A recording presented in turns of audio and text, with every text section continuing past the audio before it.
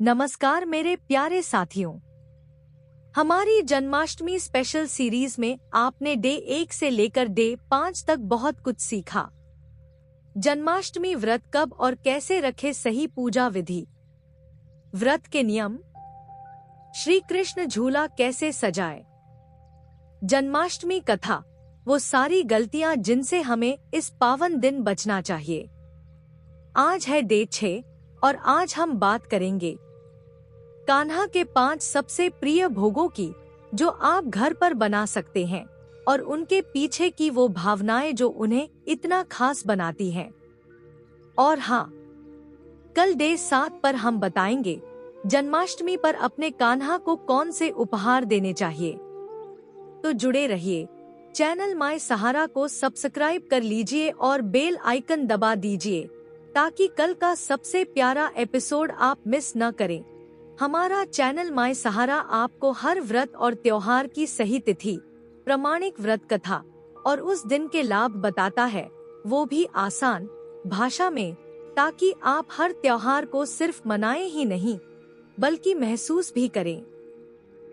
चलिए अब जानते हैं कान्हा के 5 सबसे प्रिय भोगों कौन से हैं। पहला है माखन मिश्री। कहते हैं कान्हा के लिए माखन सिर्फ स्वाद नहीं था, ये तो उनकी शरारतों का साथी था। गोपियों के मटके फोड़कर माखन चुराना दरअसल उनके नटखटपन में छुपा एक संदेश था। निर्मलता, सादगी और प्रेम ही असली भोग है। जब आप जन्माष्टमी की रात कान्हा को माखन मिश्री चढ़ाते हैं तो ये मानिए कि आप अपना सच्चा और निष्कलंक प्रेम उन्हें सौंप रहे हैं। दूसरा है धनिये की पंजीरी। ये वो प्रसाद है जो न सिर्फ स्वाद में भरा है बल्कि स्वास्थ्य का भी रक्षक है।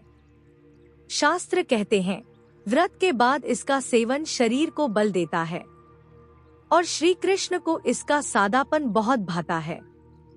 पंजीरी बनाते समय घर में जो घी की खुशबू फैलती है, वो मानो कान्हा को आपके आंगन में बुला लेती है। तीसरा है पंचामृत। दूध, दही, शहद, घी और शक्कर का ये पवित्र संगम कान्हा के अभिषेक से लेकर भोग तक हर जगह ये प्रेम और पवित्रता का प्रतीक है। इसे चढ़ाते समय ऐसा लगता है जैसे घर की सारी नकारात्मकता एक पल में बहकर बाहर चली जाती है और सुख शांति का वास हो जाता है। चौथा है मखाने की खीर। चांद की तरह उजली और प्रेम की तरह मीठी, मखाना पवित्रता और लक्ष्मी का प्रतीक है। जब आप इसे केसर और मेवों के साथ बनाते हैं तो सिर्फ कान्हा ही नहीं, आपके घर के हर कोने में आशीर्वाद की मिठास घुल जाती है। पांचवा है बेसन के लड्डू। ये कान्हा की बाल लीला की मिठास का सजीव रूप है।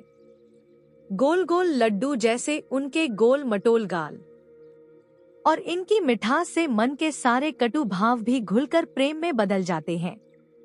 तो दोस्तों, ये थे वो 5 दिव्य भोग जो इस जन्माष्टमी पर आपके कान्हा के मन को भा जाएंगे। और कल डे 7 पर हम बात करेंगे जन्माष्टमी पर कान्हा को क्या उपहार दें। ऐसे उपहार जो सिर्फ चीजें नहीं बल्कि भावनाओं के बंधन हों। यकीन मानिए, कल का दिन हमारी इस श्रृंखला का सबसे भावुक और खास होगा। तो चैनल माय सहारा को सब्सक्राइब कर लीजिए, बेल आइकन दबाकर ऑल नोटिफिकेशन पर सेट करें ताकि कल का वो अद्भुत उपहार आपको सबसे पहले पता चले।